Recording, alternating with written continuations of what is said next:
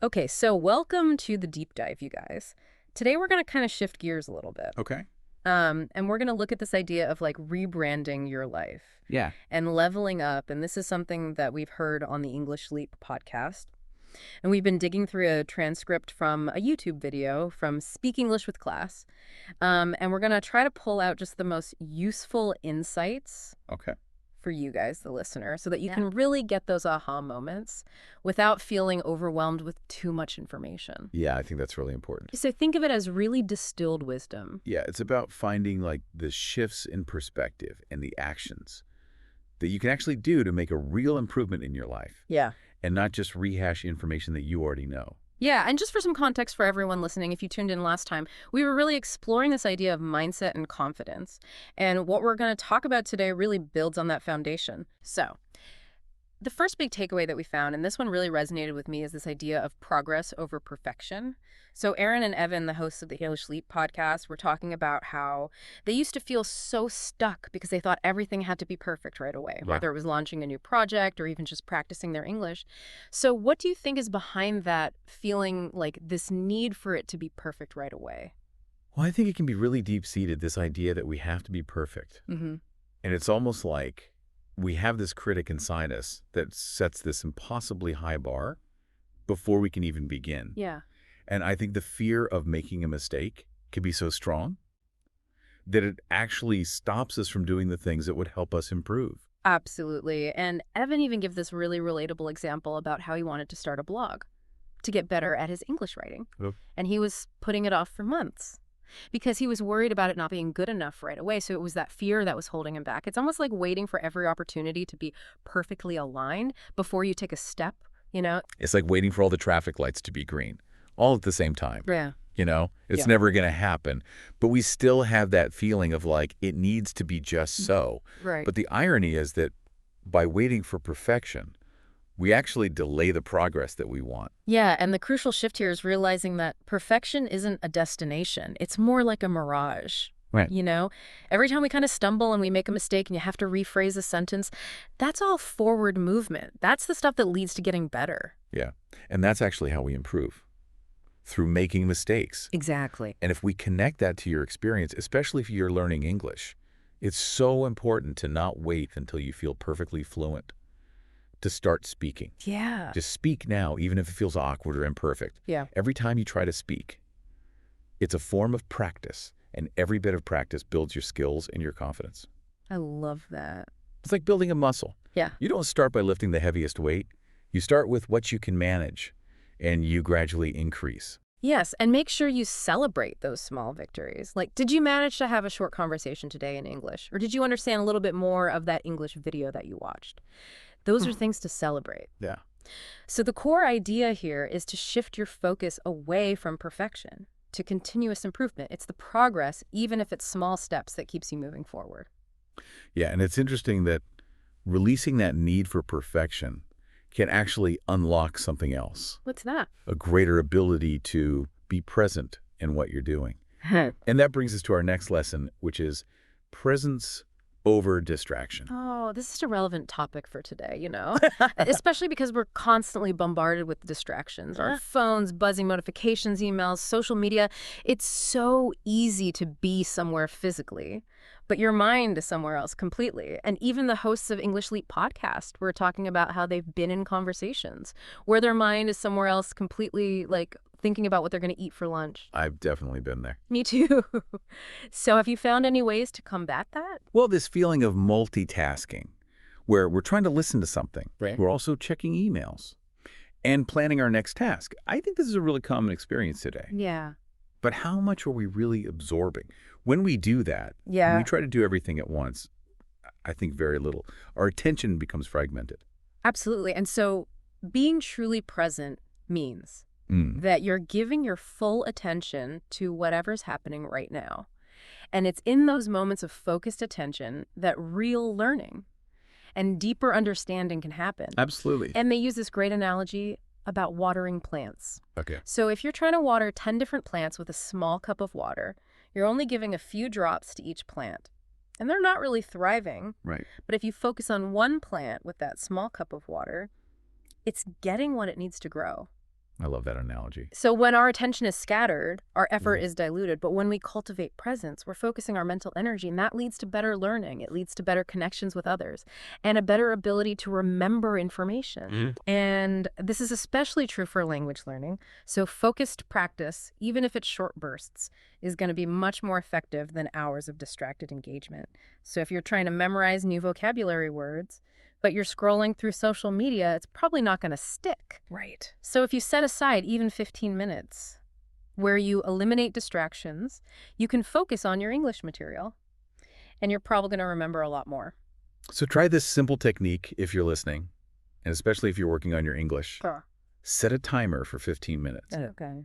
Put your phone on silent straight, close any unnecessary tabs on your computer, eliminate distractions, and dedicate that time to your English practice. You can use it for a lesson, a conversation, or some focused study, and you might be surprised how much more effective your learning is. Yeah, and here's another cool thing about being present. You start to notice the small things, like those little positive moments or those small bits of progress that you're making. Yeah. And that leads us to our next lesson, because acknowledging those things can really spark gratitude. Yeah, gratitude has this amazing power to shift our perspective. You know, the hosts of the English Leap podcast talked about their experience of feeling stuck and unhappy because they were always focusing on what they lacked. But then they found this really simple but profound practice. Okay. Every day they would write down just 3 things they were thankful for. And these could be really small things, like finishing a task, or understanding a new English phrase, or having a cup of coffee with a friend. So what kind of impact do you think a practice like that can have? I think it's so grounding, because so many of us get caught up in this wanting more and focusing on what we don't have, like more time, more money, more skills, more fluency. And when you actually intentionally direct your attention toward what you already have and what's going well, you start to feel more content and way less stressed. It helps reframe your outlook. That word reframe is so key here. Gratitude isn't about ignoring the challenges or pretending the problems don't exist. It's about choosing to not let those difficulties overshadow the good. That is also present. It's about finding a sense of balance and perspective in our mindset. So if you're learning English and you're feeling frustrated with how far you have to go, take a moment to appreciate how far you've come already. Did you understand a new word today? Were you able to follow a conversation better than you could last week? That's progress, and it's definitely something to appreciate. And keeping a gratitude journal or just taking a few moments each day to think about things you're grateful for, it can really make a difference in your energy, your focus, and your overall motivation. And it's fascinating how gratitude can also help us let go of this need to control everything. And that brings us to our next life lesson. Okay. Letting go of control. Oh, this one's a big one for me. I think in the past I had a tendency to try and control every single detail. Anticipate every outcome, manage everything, and life, as we know, rarely goes according to plan. And trying to micromanage the uncontrollable just left me feeling so frazzled and worn out. Yeah. Can you think of any examples of when that need to control everything can be especially unhelpful? The hosts of English Leap podcast actually shared a relatable example. Okay. They were talking about preparing for an English proficiency test and how much energy they wasted worrying about the specific topics that might be on the test and how other test takers were going to do, and even the testing environment itself. Wow. All these things they had absolutely no control over. And eventually they realized that it would be much better to focus on the things they could control, like their study habits and their mindset on the day of the test.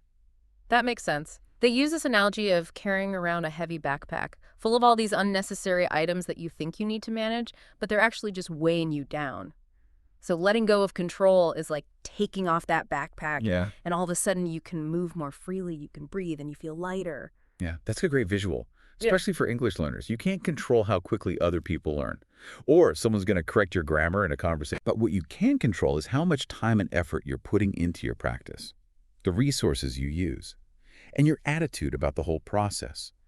So when you release that need to control external factors, you free up mental energy to focus on what actually helps you grow. I love that. So once you've let go of all that you can't control, you find yourself with more energy, more mental clarity, and a sense of freedom to focus on what really matters. And one of the most precious things you get back in that process is time. Absolutely. And when you stop spending so much energy worrying, you start to appreciate the true value of time. And that brings us to our next lesson. Okay. Time is priceless. Okay. Spend it wisely. So for a really long time, I think I operated under this illusion that time was this unlimited resource. And I would overcommit myself. I'd say yes to every request. And then I would just feel rushed and overwhelmed and depleted. Yeah. Does that sound familiar to you? That's such a common experience. Yeah. We often fill our schedules to the brim, and we move from one task to the next. But at the end of the day, we feel exhausted. And we might not have even done what truly matters. Time is kind of like money. You can choose to invest it in things that bring value, or you can just spend it without even thinking. Right. And the big difference here is that while you could often earn more money, you can never earn back time. And so once you realize that, it really changes how you look at your day. Absolutely. And the hosts of the English Elite podcast talked about how they started to be much more intentional with their time. Okay. So they would actually schedule blocks of time for rest or for learning or just for things that are important to them. So if you're an English learner, it's encouraging to remember that you don't need to dedicate hours and hours each day to making progress. Right. Even just 15 to 20 minutes of focused study time can lead to huge results, especially if you're consistent. It's about quality, not quantity. So be deliberate with your time, set goals, minimize distractions, and acknowledge yourself for intentionally using your time to grow. And one of the most effective ways to protect your time and energy is by learning to do something that can be pretty challenging. What's that? Saying no. Oh yeah, the power of saying no. I used to be such a people pleaser. I would say yes to everything, even when I was overextending myself. I didn't want to disappoint anyone, but in the process, I was neglecting my own needs. Does that sound familiar to anyone? That feeling of agreeing to things because you don't want to disappoint people, Right. or you want to avoid conflict, it's so common. But if you always say yes to everything, you can end up burned out, resentful, and actually less effective in all areas of your life. Wow, yeah, that makes sense. So learning to say no, even though it can feel uncomfortable, is an important act of self-respect. Absolutely. Yeah. And it helps us preserve our energy. Yeah, and they had this really interesting analogy about saying no. They said it's like building a fence around your property.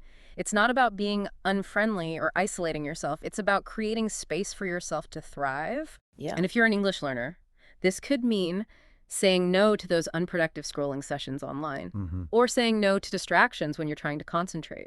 You can even say no to that voice inside you that tells you not to speak up because you might make a mistake. And so by saying no to these things, you're creating space to actually grow and learn. Exactly. And remember, protecting your peace. Your time and your energy isn't selfish. It's essential to your well-being and how you achieve your goals. Yeah.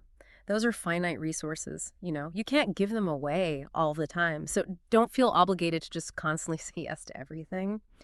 Sometimes no is the best thing you can do for yourself and for others. Absolutely. Because then you can really invest your time and energy where you can make a real contribution. And ultimately, by saying no to certain things, you're creating the opportunity to say yes, to investing in yourself. That brings us to our last and most important lesson. Was that? Invest in yourself.